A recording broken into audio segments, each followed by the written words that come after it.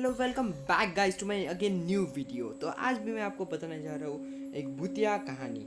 वो एक भूतिया पेड़ की कहानी है। तो शुरू करते हैं। रौनकपुर नाम के एक शहर में राजा रौनक सिंह का राज हुआ करता था।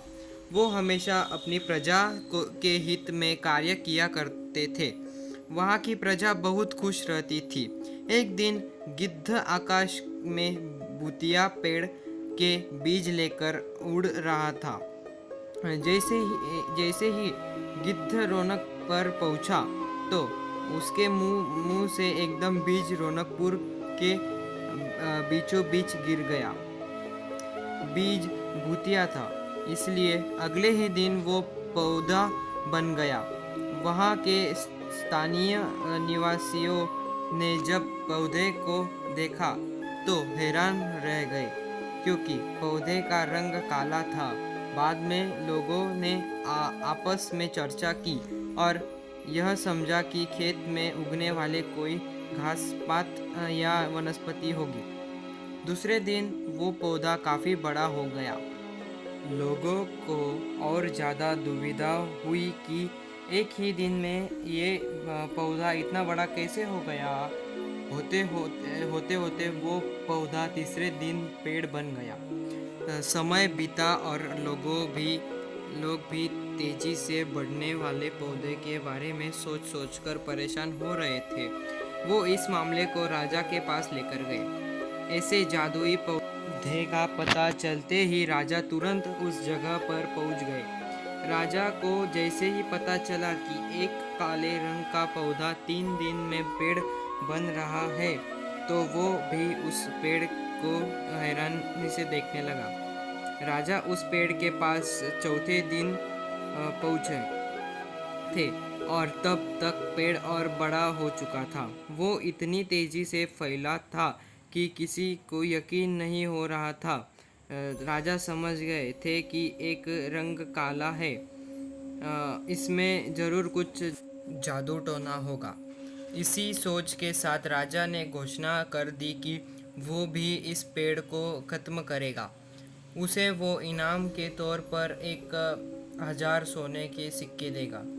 यही नहीं, राजा ने यहाँ तक कहा कि पेड़ को ख़त्म करने वाला व्यक्ति मेरी मृत्यु के बाद मेरी राजगद्दी पाने का हकदार भी बनेगा। इतनी बड़ी घोषणा सुनने के बाद हर कोई पेड़ खत्म करने के लिए अपना दिमाग लगाने लगा। राजा के सारे चतुर मंत्रियों ने भी तरकीब लगाई, लेकिन पेड़ को कोई भी नष्ट नहीं कर पाया। किसी ने पेड़ के आसपास आग लगवाई तो एक मंत्री ने उस भूतिया पेड़ को हाथियों तक से खिंचवाया, लेकिन पेड़ को कुछ भी नहीं हुआ। अब लोगों के मन में डर बैठा और उन्हें लगा कि पक्का यह ऐसा वैसा नहीं बल्कि भूतिया पेड़ है। तभी उस गांव के एक समझदार व्यक्ति को राजा की घोषणा का पता लगा। जानकारी मिलते ही वह अपने गुरु के पास भूतिया पेड़ से जुड़े रहस्य को जानने के लिए पहुंच गया। गुरुजी ने अपनी ध्यान की शक्ति को एकत्र करके देखा और उससे पूछा, क्या तुम पेड़ को खत्म करना चाहते हो? समझदार व्यक्ति ने जवाब दिया, हाँ गुरुजी, सब उससे परेशान हैं। गुरुजी ने बताया कि उसे खत्म करने का एक ही तरीका है। इसके लिए तुम्हें उस पेड़ के आसपास नमक डालना होगा। इस तरकीब के बारे में जानते ही वो व्यक्ति तेजी से राजा के पास गया और कहा कि इस पेड़ के आसपास आपको नमक डालवाना होगा।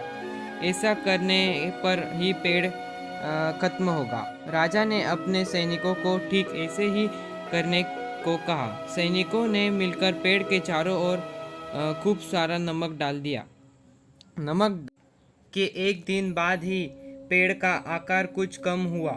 होते होते 5वें दिन तक पेड़ एकदम छोटा हो गया। उसके बाद गलकर वो गायब ही हो गया। उस व्यक्ति की तरकीब काम कर गई और राजा ने खुश होकर उसे इनाम की 1000 सोने की मोहर पहले दी। उसके बाद एक पत्र दिया जिसमें लिखा था कि वो राजा के मरने के बाद उसकी राजगद्दी संभालेगा। वो समझदार व्यक्ति खुश होकर अपने घर चला गया। हमें कहानी से यह सीख मिली कि ऐसी कोई मुसीबत नहीं होती जिसका समाधान न किया जा सके। ज़रूरत है तो बस धैर्य और समझदारी की। Thank you so much for watching. Bye.